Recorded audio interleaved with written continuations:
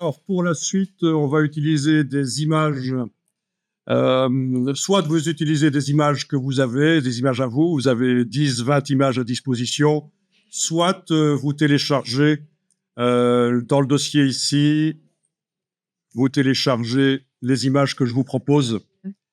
Donc, vous arrivez là, et puis après, il faut demander de télécharger, c'est ça, clic droit, télécharger. Oui, vous n'allez pas télécharger chaque dossier là, un à un. Soit clic majuscule, clic, les sélectionner tous et télécharger, soit là au-dessus, clic droit, télécharger. Et à mon avis, vous avez même une interface différente en fait, avec un bouton télécharger pour télécharger tout le dossier. Voilà, c'est comme ça, il y a des images, n'importe quoi comme image pour faire les tests pour la suite. Parce qu'on va parler des images un peu plus. Bon, on était passé rapidement à cet exercice-là. Il nous restait en fait celui-ci à terminer, mais ce ne sera pas pour tout de suite. Donc, je vous rappelle, il s'agissait de dupliquer plusieurs fois pour en avoir 6 ou 8 et gérer les espacements entre les répétitions pour faire une grille de blocs comme ça. Mais ce sera pour plus tard. Ce qu'on va voir là tout de suite, c'est les grilles d'images. Donc, quand vous êtes à un cours d'inspiration, ça peut aider les grilles d'images. Parce que c'est graphique. Vous avez des images, mais vous ne savez pas trop comment les montrer pour que ce soit intéressant. Mais des grilles d'images, ça peut être intéressant. Bien, grille d'images et plus largement manipulation des images, pré-réglage des blocs images. Donc, pour ça, vous allez sur une double page qui n'a encore rien et on va éventuellement créer un bloc image. Donc, les blocs images, je vous rappelle, c'est avec la diagonale. Mais ceci dit, si je crée un bloc avec ça, je peux mettre une image dedans aussi. Même un bloc texte qui ne contient pas de texte pourra contenir une image. Ben, voilà. Ça, c'est utile quand on fait des maquettes de magazines comme ça. À l'avance, dans la maquette, on sait que quand on voit un bloc avec des diagonales, c'est pour une image. Vous voyez ce que je veux dire?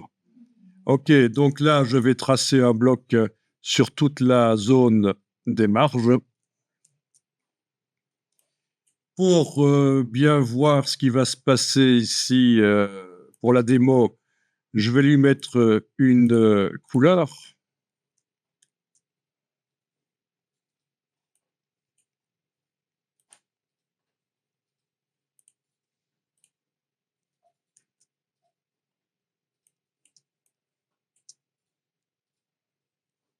Ok.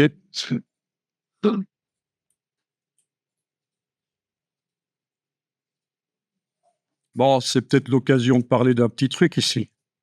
Regardez, si je laisse à 100% la couleur cyan que j'ai mise, je peux demander ici, dans le nuancier, nouvelle teinte.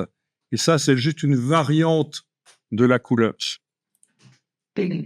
Voyez, la couleur, elle est là, les curseurs, je ne sais pas modifier, c'est 100% de cyan. Par contre, j'ai un curseur teinte. C'est pas de la transparence. Voilà. Et j'ai la teinte. Écoutez, on peut tester comme ça si vous voulez. Parce qu'à un certain moment, c'est vrai que c'est très intéressant de pouvoir faire des camailleux dans InDesign. OK, sur le côté, allons-y. Faites un bloc sur le côté.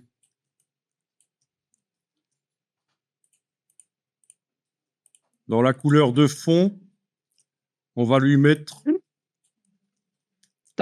La couleur de fond, on va lui mettre une nouvelle couleur qu'on va créer. OK, nouvelle couleur.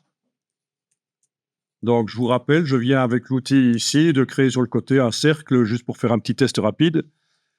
La case de fond est à l'avant-plan et dans le menu de la palette nuancier, je demande nouvelle couleur.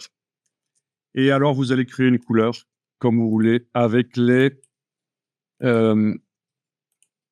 curseurs. OK. On peut même la nommer.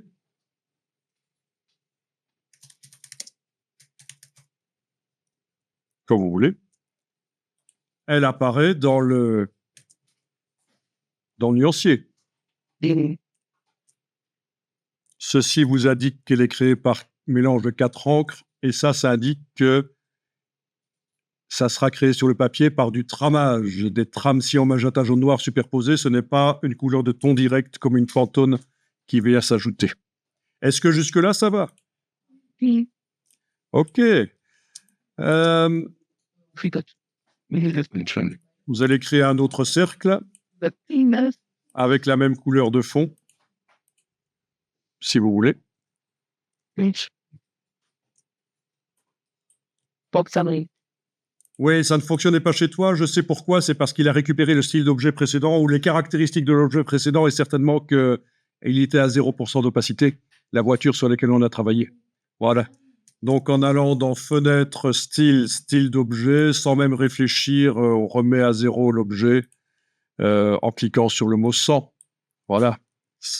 Ah oui, c'est vicieux, c'est comme ça. Et puis, j'applique la couleur bleue sur le fond. Voilà. Ok. Alors, ce qu'on est en train de voir là, avant qu'on parle des images, petite parenthèse sur les couleurs, sur les teintes. Vous avez vu jusqu'à présent qu'il y a possibilité de teinter la couleur comme ça manuellement, mais vous pouvez aussi créer vos propres teintes pré-réglées dans le nuancier.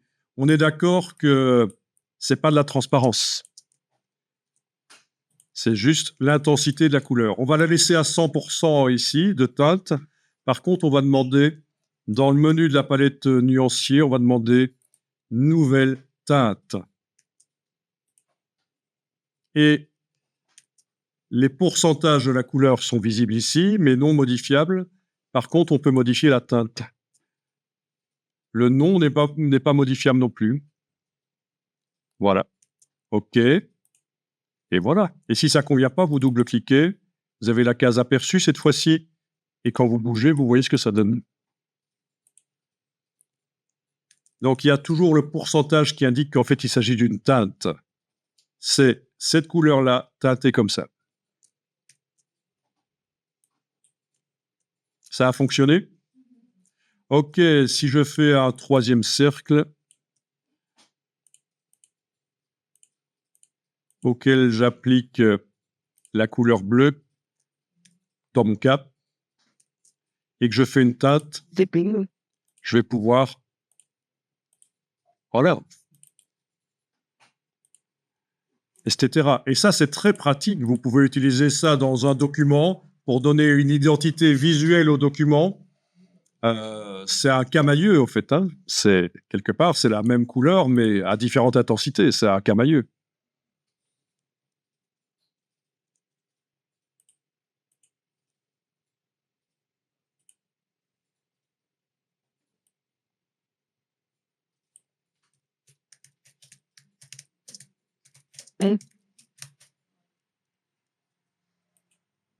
Et alors, ce qui est magique, c'est que quand on double-clique sur la couleur d'origine et qu'on la modifie, ben, ça modifie les teintes. Ah ben oui. Autrement dit, vous pourriez décider que vous mettez une couleur dans le document, vous la testez, et sans trop vous préoccuper de savoir si elle est bonne ou pas, parce que vous savez qu'après, vous allez pouvoir modifier et regarder ce que ça donne. On peut se focaliser d'abord sur la composition, la typographie, et puis sur les couleurs. Puisque quand les couleurs sont dans le nuancier, quand on les modifie, ça modifie les objets qui utilisent ces couleurs-là. C'est pas mal, ça. C'est le principe de la teinte. Pré-réglé dans le nuancier. Ça marche pour du texte aussi, qui utiliserait ces couleurs-là, pour des fonds colorés, n'importe quoi. Ok, regardez ça, vous allez tester après. Ici, je vais faire un cercle, et en couleur de fond, c'est la couleur bleue ici, ça s'appelle couleur bleue, c'est vrai que je pourrais changer pour que ce soit réellement du bleu. Voilà, ok. Bon, en couleur de fond de ce cercle, c'est la couleur bleue. Ok, open your eyes, ouvre tes ouilles. Je vais créer un autre cercle avec la même couleur, je viens juste de déplacer celui-là avec la touche option enfoncée, ça fait une copie. Voilà. Et là, je vais aller dans Objet, Effet, Transparence. C'est une autre manière de multiplier les couleurs. Objet, Effet, Transparence. La case aperçue, je peux la cocher parce que j'ai un objet qui est sélectionné. J'ai ici l'opacité. Mais alors, il y a aussi les modes de calcul entre l'objet du dessus et l'objet du dessous. Donc, si vous passez ça en revue, vous allez voir que vous allez obtenir des résultats différents. Une fois que vous êtes passé à autre chose que normal, attendez un peu que je vérifie. Non, même pas. Avec la roulette de la souris, vous pouvez les passer en revue, en fait. Allez-y, testez ça. Vous voyez qu'il y a certaines couleurs qui se créent. Alors, typiquement, qu'est-ce qu'on a? On a produit dans la liste. Ça, c'est comme quand on superpose des marqueurs. Quand vous dessinez avec des marqueurs couleurs, là où vous superposez les couleurs, c'est toujours plus foncé. Et l'inverse de produit, c'est... Où est-ce qu'il est, superposition, oui, ça va être superposition. C'est comme quand on projette des images sur un mur. Plus vous projetez d'images, plus ça devient clair sur le mur. Donc, ta question, c'était, est-ce que l'objet est sélectionné? Est-ce que la case aperçue est cochée en bas à gauche, oui. Est-ce que tu as joué là-dessus? Superposition, enfin, les modes ici et l'opacité éventuellement? Il ne se passe rien? On travaille bien sur la forme qui est au-dessus de l'autre, pas la forme qui est en dessous sur le fond blanc. C'est bien la forme qui est au-dessus de l'autre. Elle se superpose bien. Ah ben non, c'est l'en dessous par rapport au blanc du papier, ça marche pas. Ça fonctionne par rapport à d'autres couleurs d'objets qui seraient en dessous. Voilà.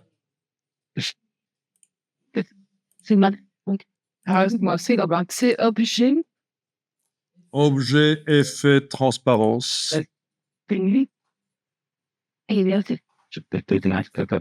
Donc ça peut être très intéressant, ce genre de choses.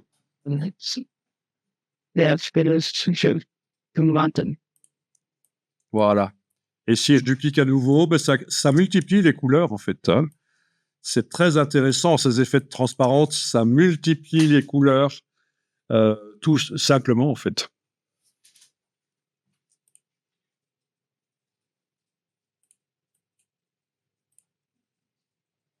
Donc, c'est une solution aussi.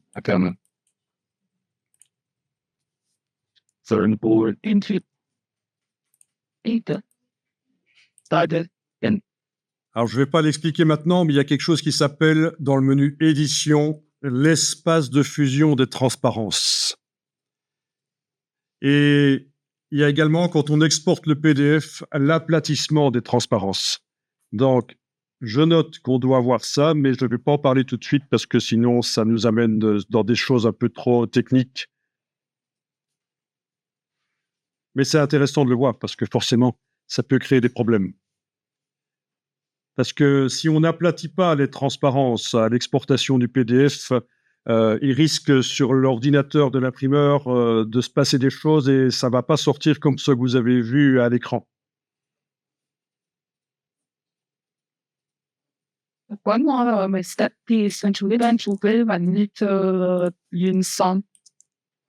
Alors, ils sont entourés de quoi? D'un contour peut-être, ce genre-là? Ah, c'est peut-être un contour, hein. Ça peut être très intéressant de mettre un contour. Le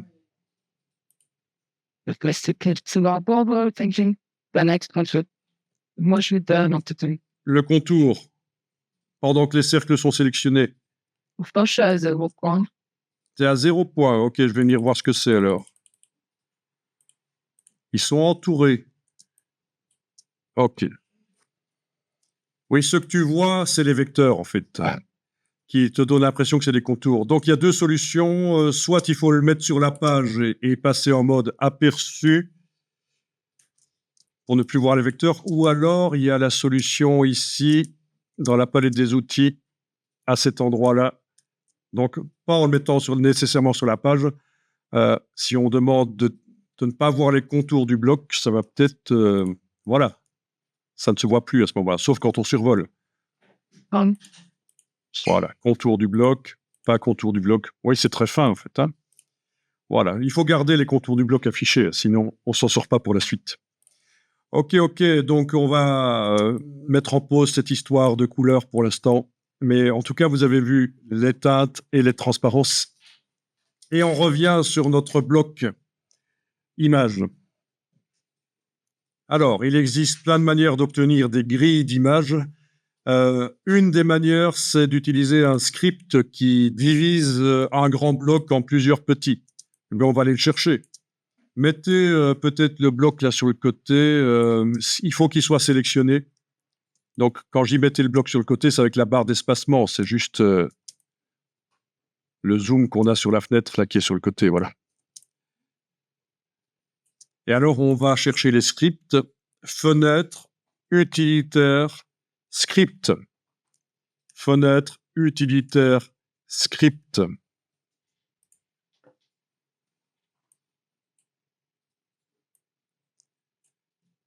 Donc, les scripts, c'est l'automatisation de InDesign.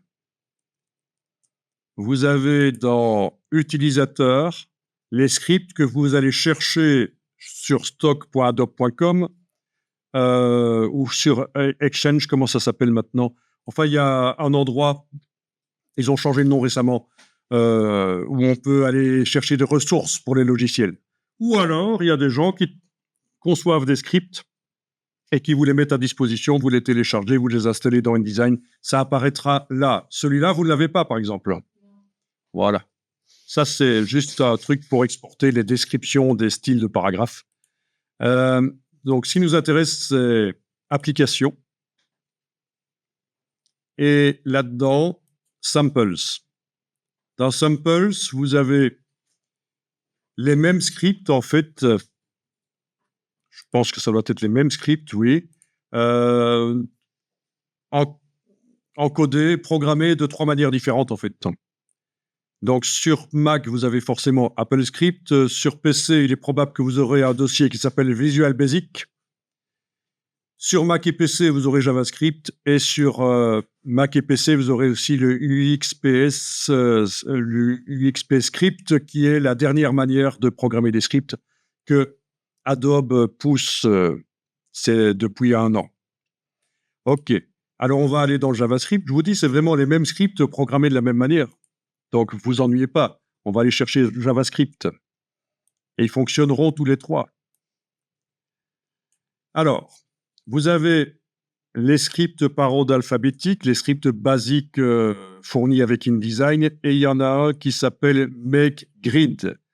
Les autres scripts, à quoi ça sert? Je vais en passer certains en revue et expliquer parce qu'ils sont super intéressants. Mais pour l'instant, c'est MakeGrid qui nous intéresse. Votre objet est sélectionné, vous double-cliquez sur le script MakeGrid.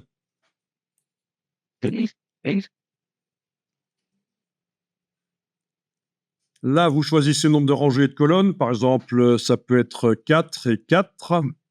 Ah ben faisons différents, comme ça vous verrez bien. 3 et 4, par exemple. 4 rangées, 3 colonnes. Ça, c'est l'espace entre les rangées et les colonnes. On peut mettre 0, comme ça va coller.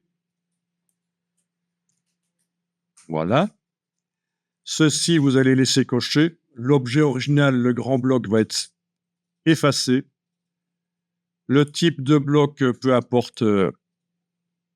Voilà. Alors, il faut faire gaffe parce qu'une fois qu'on a cliqué, il n'y a plus de retour en arrière possible.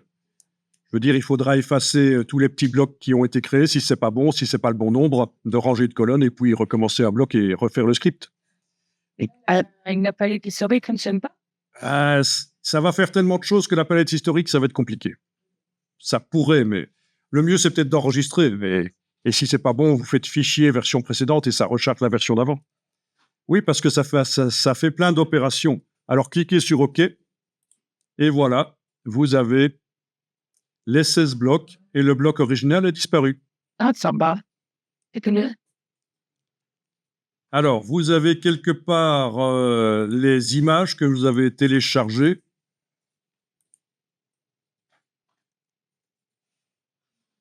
Donc, vous avez téléchargé un zip, j'imagine, hein. Vous le dézippez sur Mac en double-cliquant sur le zip, sur PC en faisant clic droit, extraire. Surtout sur PC, faites clic droit, extraire, parce que quand vous double-cliquez sur un zip sur un Windows, vous voyez ce qu'il y a à l'intérieur du zip, mais les logiciels comme Adobe ne voient pas nécessairement ce qu'il y a à l'intérieur du zip. Donc, sur PC, ce sera clic droit, extraire. Sur Mac, c'est double-clic sur le zip. L'idée, c'est, dans tous les cas, qu'on soit sur Mac ou sur PC, de faire à côté du zip un dossier décompressé.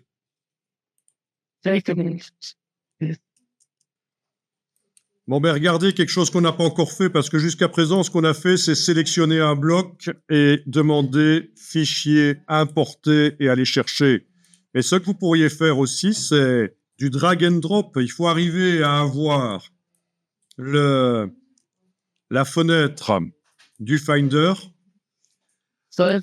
et en même temps voir la mise en page. Et si vous allez dans un des dossiers, peu importe en fait lequel vous prenez, et que vous prenez l'image et que vous la déplacez sur le bloc, elle va dans le bloc.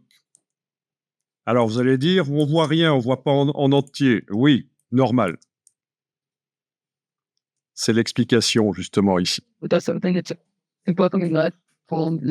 Vous prenez ce que vous voulez. Moi, j'ai pris celle-ci dans Portrait, les images, mais vous prenez ce que vous voulez. Ça n'a pas d'importance quelles images vous utilisez, en fait.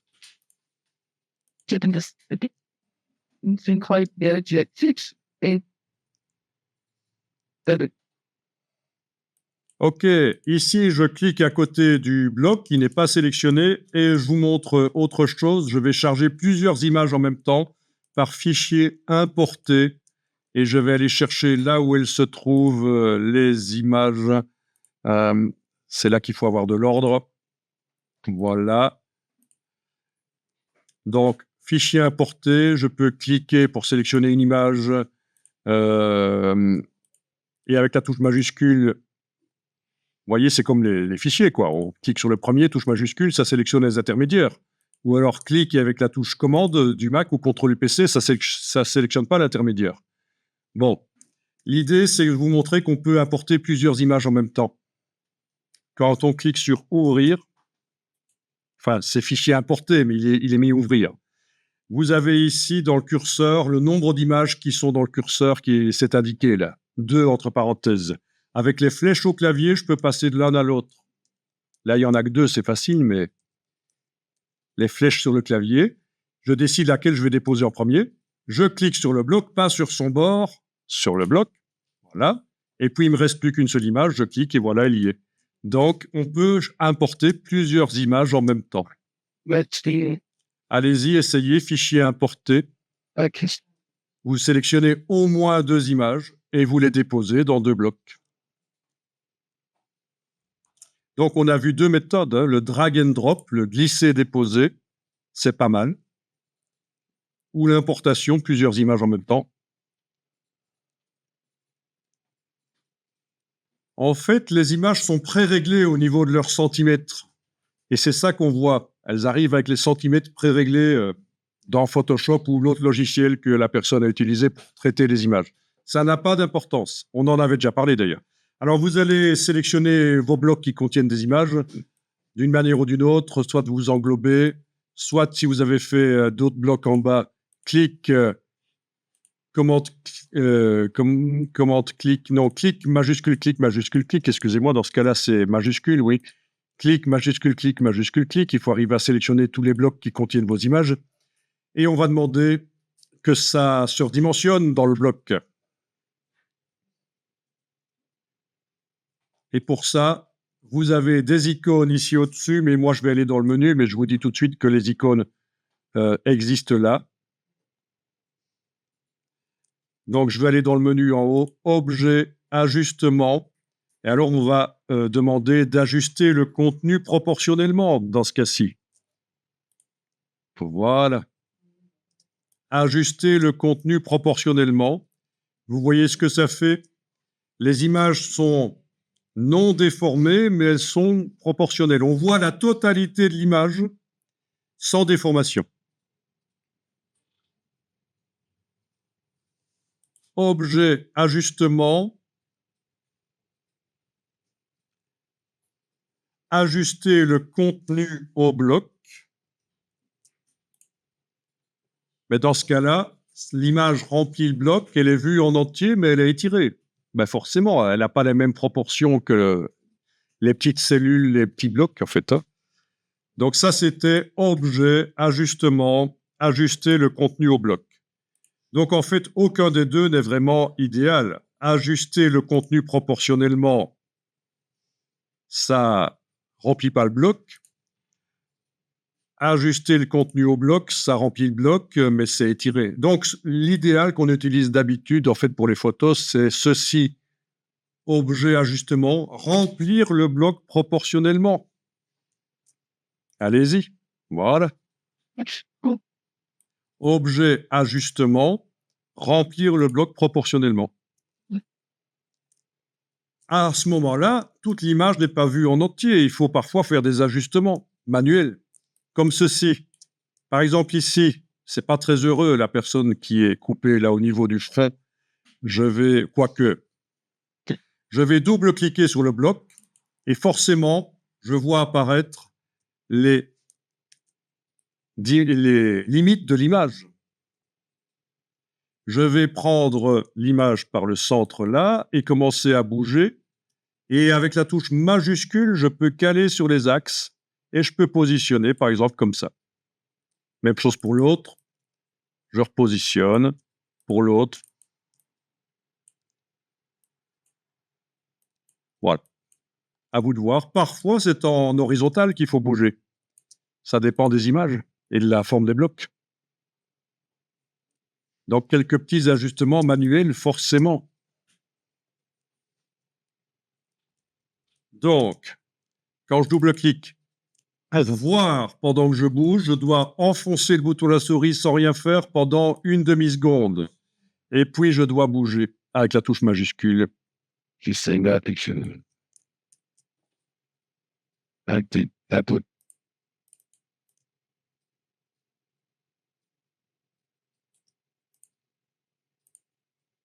Bien sûr, on peut aussi, quand on double-clique, agrandir l'image dans son bloc avec l'outil de transformation manuelle. Donc, j'ai double-cliqué, je vois les limites de l'image avec l'outil de transformation manuelle, poignée du coin, touche majuscule. Sinon, ça écrase. Touche majuscule, voilà. Sans la touche majuscule, ça fait ça. Touche majuscule. Touche Alt si je veux que ça s'agrandisse par le centre. Je lâche le bouton de la souris quand c'est bon. Puis les touches au clavier. Voilà. Je vais faire la même chose pour celui de gauche. Je double-clique, je vois les limites de l'image. Outil de transformation manuelle, poignée du coin. Alt et majuscule, voilà. Puis je repositionne sans aucune touche. Voilà. Voilà. Tout ça dépend de ce qu'on veut obtenir comme effet.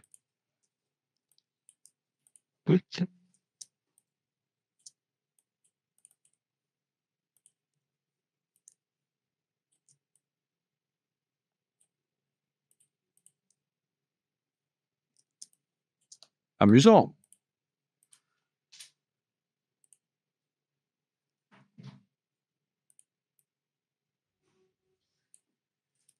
On m'a dit que c'était bien. Si nous voulions passer par Photoshop, c'est pour une cadrage qu'on veut générer automatiquement avec des milliards pour tout. Oui, par exemple, pour celui-ci, il n'y a pas beaucoup d'espace au-dessus. Et si vous voulez de l'espace au-dessus, c'est possible de le faire dans InDesign, mais c'est pas conseillé parce que il le fait mal. Mais c'est une puce pour l'arrière-plan. Ça pourrait peut-être passer pour de l'arrière-plan. Ça pourrait peut-être passer. Alors, je vais faire une copie peut-être de celle-ci avec la flèche noire et la touche Alt, la touche Option. Voilà, j'ai fait une copie sur le bord de la page en le déplaçant. Objet, ajustement, ajuster le bloc au contenu. Voilà, je vois la totalité. On n'avait pas encore fait, tiens ça, ajuster le bloc au contenu. Et Et donc, le développement génératif, certainement.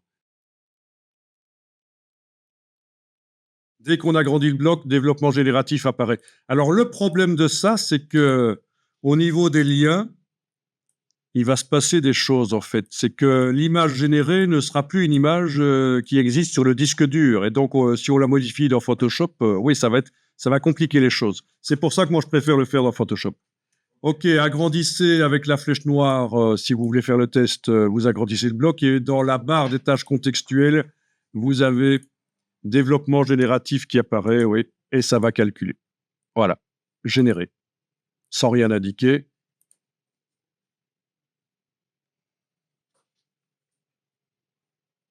Oui, il va vous faire 3 propositions. Oui, en effet, pour des fonds simples, ça peut être bien, mais dès que c'est complexe, Photoshop fera mieux. Voilà. Juste pour ajouter un fond. Ah tiens, c'est un oreiller. Il lui a mis un oreiller. Pourquoi pas? OK.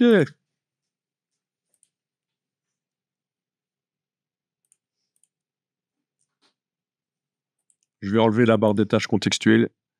Et donc, cette image-là, oui, dans la palette lien, il est indiqué que c'est de l'IA et il a été la mettre peut-être dans le dossier de InDesign.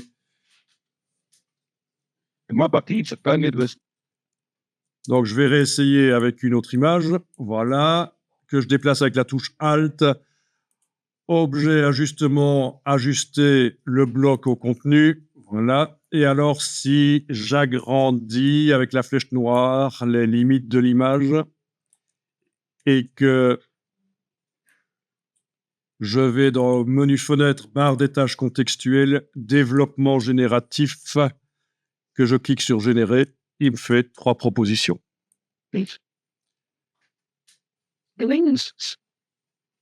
Mais tout le monde, les utilisateurs pro de InDesign le disent, c'est foireux, n'utilisez pas ça.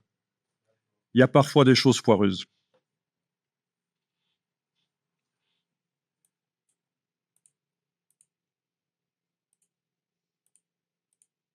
Quoique les choses s'améliorent tout le temps, hein, mais bon.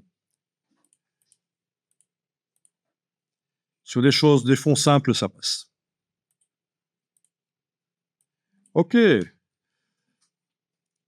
Donc, pas évident. Est-ce que vous avez réussi malgré tout à faire ça? Vous avez pu tester?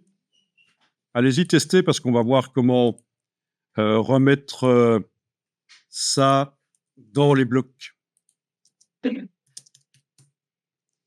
Bon, là, j'ai des blocs dont je ne peux pas changer la dimension parce que c'est mon design. Comment je fais pour mettre le nouveau bébé à la place de l'ancien? Eh bien, regardez, je double-clique. Je suis au niveau du contenu. Je vois les limites de l'image. J'enfonce la touche suppression sur le clavier. Le bloc se retrouve sans image à l'intérieur. Je vais sélectionner ici le bloc de l'image générée. Je fais édition couper. Je sélectionne le bloc dans lequel je veux le mettre. Je fais édition coller dedans. Et voilà. Et puis là, le truc habituel, on va dire, objet, ajustement, remplir le bloc proportionnellement, double-cliquer, outil de transformation, Alt et majuscule, etc. Je recommence avec monsieur ici. Je double-clique, je suis au niveau du contenu, on voit les limites de l'image. J'enfonce la touche suppression sur le clavier. Je vais sélectionner avec la flèche noire l'image qui est là et je fais édition couper. L'image se met automatiquement sur le côté. Donc, édition coller dedans, objet, ajustement, remplir le bloc proportionnellement. Et voilà, et on peut cette fois-ci avoir de l'espace au-dessus de sa tête. Voilà. Voilà, c'est une fonction qui s'appelle coller dedans. Donc, c'est pas édition coller parce que ça colle par-dessus si on fait édition coller. Voilà, voilà. Alors, la suite. La suite, vous avez remarqué que quand on amène une image dans le bloc, il faut la redimensionner. Objet, ajustement, remplir le bloc proportionnellement. On va faire en sorte que dès qu'on amène une image dans le bloc, elle se redimensionne toute seule. Et ça, c'est le pré-réglage d'ajustement des blocs. Ça peut être très pratique et on peut même en faire un style d'objet pour l'appliquer sur d'autres. C'est ce qu'on va faire.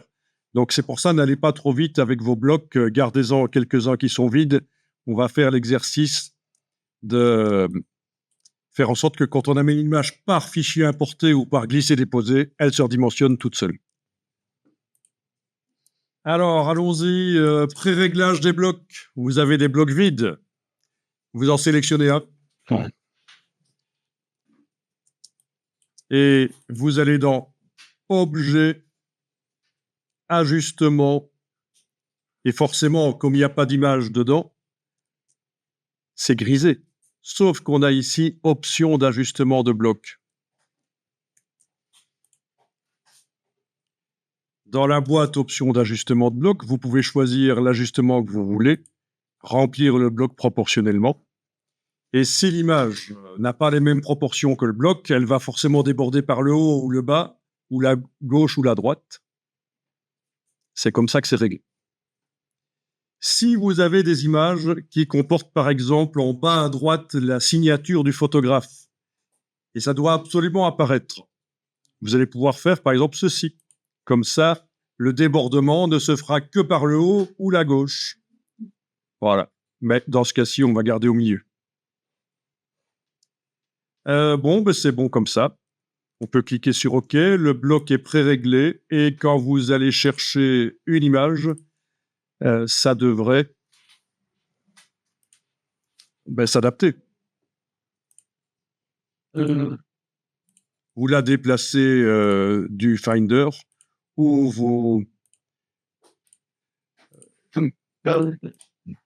The second it's in, I'm letting the person got The pouch. Non, mais que les blocs soient rectangulaires ou carrés, ça n'a pas d'importance. green on it out to me. Wait, I on the phone. Donc, OK. Voilà. OK, voilà. L'image se redimensionne normalement quand on l'amène. Alors, chez toi, c'est pas bon parce que tu as choisi la mauvaise option. L'image est vue en entier. C'est une des choses qu'on avait faites au début, en fait. Donc, c'est quand ton bloc est sélectionné, c'est Objet, Ajustement, Option d'ajustement de bloc. Et on fait bien attention, c'est remplir le bloc proportionnellement. But I want to get these over. Ah ben oui, tu avais choisi l'autre, voilà. Voilà. OK, faites ça pour un bloc vide. Remplir le bloc proportionnellement. À nouveau. Voilà, et n'amenez pas d'image dedans. Yes. Donc ce bloc est pré-réglé. Objet, ajustement, option d'ajustement de bloc. Il est pré-réglé en remplir le bloc proportionnellement. Et ce qu'on va faire ici, c'est qu'au départ de ce bloc qu'on vient de pré-régler, on va faire un style d'objet qui nous permettra de mettre ça sur n'importe quel autre bloc, en fait. Yes. Alors, il est important de faire le style d'objet au départ d'un bloc qui est vide. Parce que si vous faites ça au départ d'un bloc dans lequel vous avez mis une image et que vous avez bougé l'image ou la redimensionné et que vous faites le style d'objet après, eh bien, le positionnement de l'image et son redimensionnement seront inscrits dans le style d'objet. Et ce qui convenait pour cette image de cette immonde bestiole ne conviendra pas pour une autre image. Donc, c'est pour ça que moi, je vous conseille de faire le style d'objet sur base d'un bloc vide. Et là, on a peut-être une chance que ça fonctionne. Ça va, vous l'avez, un bloc vide? Alors, tu as des points d'interrogation parce que peut-être que tu as bougé le dossier qui contient les images ou tu l'as renommé et il ne trouve plus les images.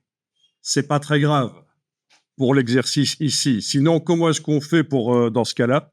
Est-ce que c'est le cas? Tu as renommé le dossier qui contient l'image, les images? Oui, mais c'est que je ne vois plus. Tu ne le vois plus. C'est plutôt ennuyeux.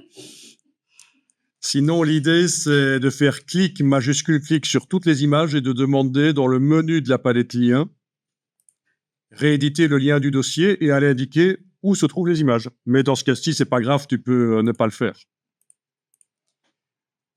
Voilà, des points, rouges, des panneaux rouges. Oui, ça, c'est image manquante. Voilà.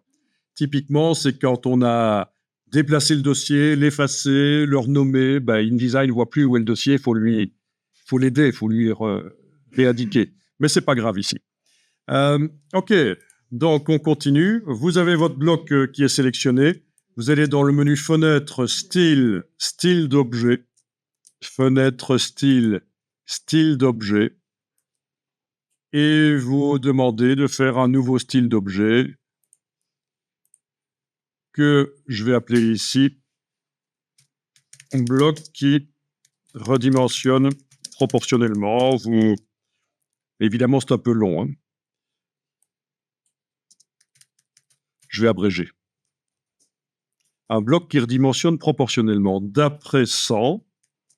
Et alors, surtout ici, il y a une astuce, c'est que les options d'ajustement de bloc ne sont pas enclenchées. Il faut aller les enclencher avec le petit V.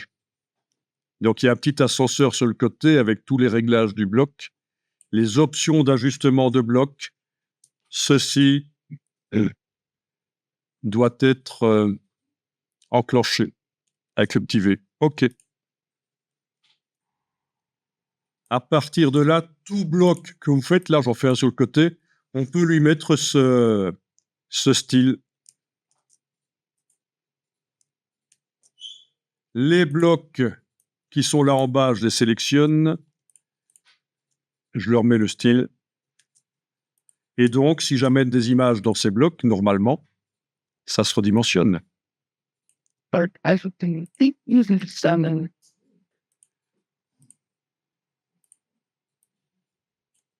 Voilà, ça marche. Ah, la tortue, j'annule parce que j'avais déjà fait. Mais voilà. C'est Sarah, il faut cocher ajustement automatique. Non, l'ajustement automatique, je le coche pas. C'est quand on redimensionne le bloc pour que l'image se redimensionne avec, mais ce n'est pas obligatoire ici. C'est un truc en plus. Les blocs ici, on les redimensionne pas. OK. Mais vous pourrez tester si vous voulez, hein. Voilà, donc tout fonctionne. Et le tri, Pratique, ça. Dan.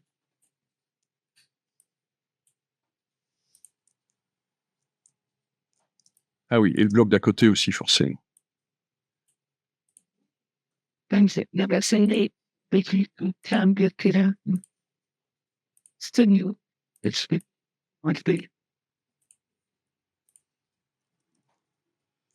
OK. C'est chouette.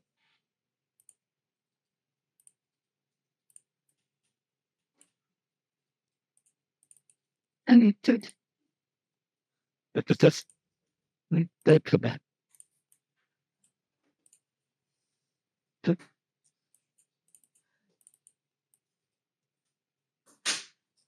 You do it in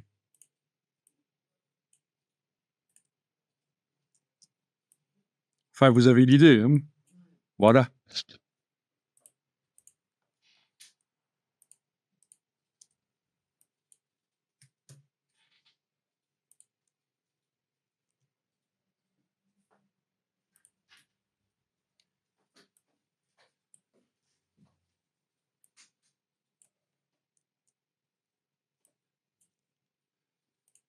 Bon, ici, je passe en affichage aperçu.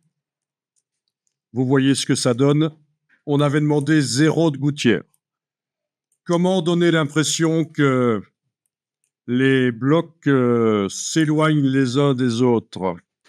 Eh bien, en les sélectionnant tous et en leur mettant à une couleur de contour blanche et une épaisseur, ça va donner l'impression qu'ils s'éloignent les uns des autres, alors qu'en fait, ils ne s'éloignent pas. Donc, je les sélectionne tous.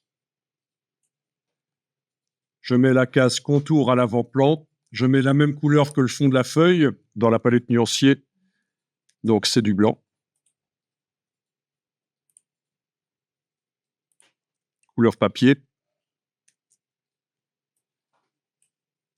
Par la palette contour, j'épaissis.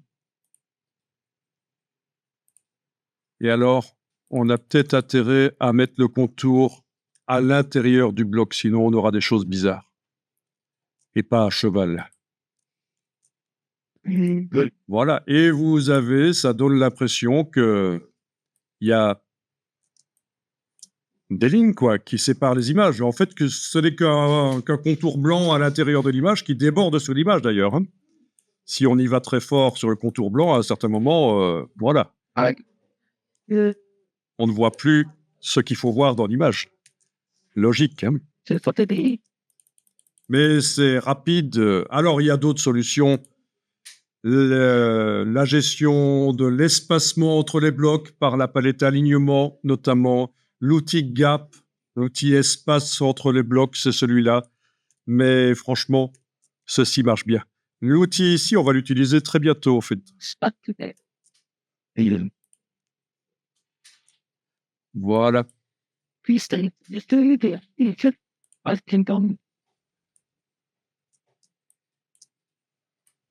Alors, toutes ces images, on peut les grouper. Si vous les sélectionnez toutes, ben oui, si on les sélectionne toutes et avec l'outil de transformation, on peut les redimensionner, évidemment. J'annule. Mais ce qu'on peut faire, c'est les grouper objets associés. Comme ça, quand on clique sur n'importe laquelle d'entre elles, elles vont toutes bouger. Elles sont dans un groupe. Et un groupe dans InDesign, ça ressemble à ça. Il y a des petits pointillés qui indiquent qu'on a affaire à un groupe. Donc, en sélectionnant toutes les images, objets associés, on prend n'importe laquelle des images, on clique sur n'importe laquelle, ça s'active. Pas sur le réticule central, parce que là, on tombe directement dans le contenu du bloc. Faites gaffe à ça. Pas bon, ça. Non, on clique sur une image, pas double-cliquer non plus, sinon on rentre dans l'image. Au niveau du bloc. Pas bon. Voilà. Bon, c'est juste une première approche du groupe. Après, je vous expliquerai plus tard ceci qui permet de naviguer dans les groupes, notamment. Également, la flèche blanche, avec la touche Alt, ça se transforme en blanche plus, permet aussi de naviguer dans un groupe. Voilà.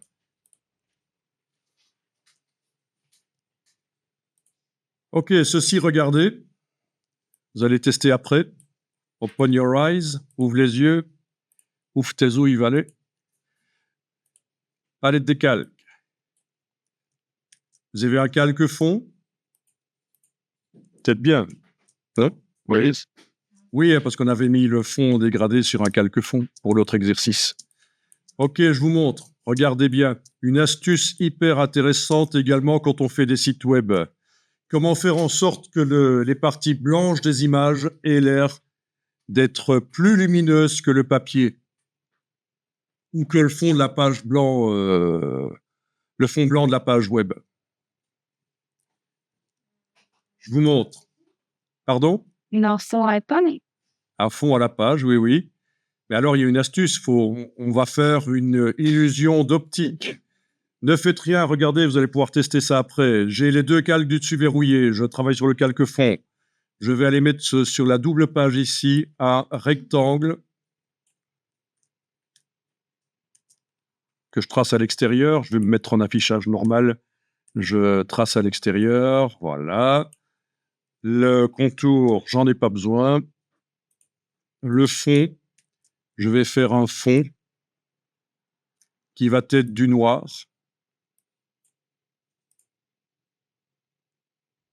Je ne vais pas aller dessus.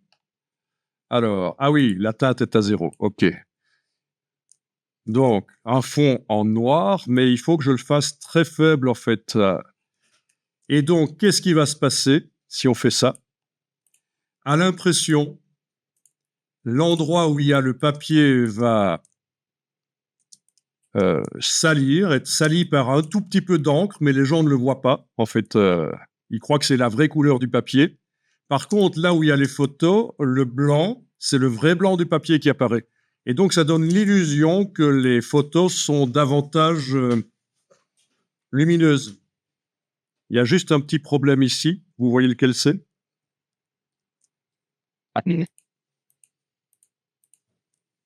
C'est que j'avais mis un contour blanc aux images. Ben, il faudrait qu'il soit de la même couleur que le fond maintenant, en fait. Hein. Donc, noir. C'était combien? 6 que j'avais mis? Je sais pas. Voilà. Et donc, quand vous faites un site web, c'est une astuce connue aussi pour que les images aient l'air plus péchues. On peut faire comme ça, salir le fond, l'affadir, et ça donne l'impression que les images ont davantage de punch. Ça se voit surtout là où il y a du blanc dans les images. Ok, je ne sais pas si ça vous voulez tester ou pas. Alors, avec et sans, voyons un peu. Si j'enlève l'œil en face du calque fond, on voit avec et sans, en fait. C'est subtil, hein. Ici, je l'ai fait de manière subtile.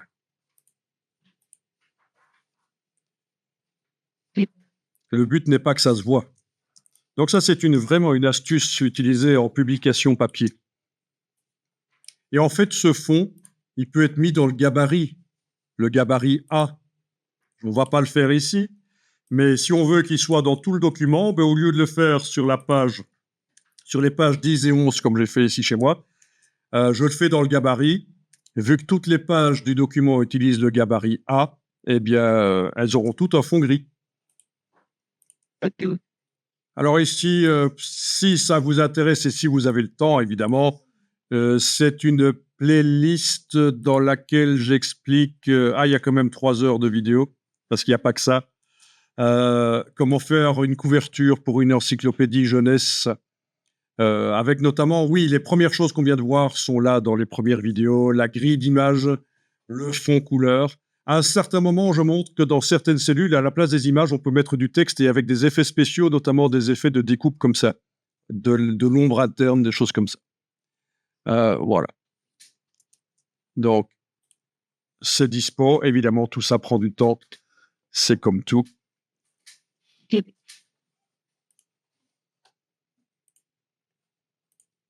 Vous êtes au courant de 10 000 heures? Ça vous dit rien? Non. Si c'est non, vaccine, là, il faudrait peut-être seulement de... C'est pas une légende, c'est une théorie théorisée par Malcolm Gladwell. Voilà. Lui, il a une théorie, la théorie des 10 000 heures. En effet, je vois que tu connais quand même. Il dit que n'importe qui peut apprendre n'importe quoi et devenir maîtriser tout s'il y consacre 10 000 heures, en fait.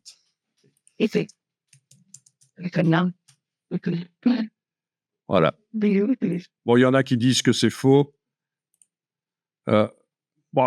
C'est pas mal parce que ça montre que si vous êtes débutant dans un domaine et qu'au bout d'une centaine d'heures ou 200 heures, vous vous trouvez un peu nul, vous êtes encore nulle part, c'est normal.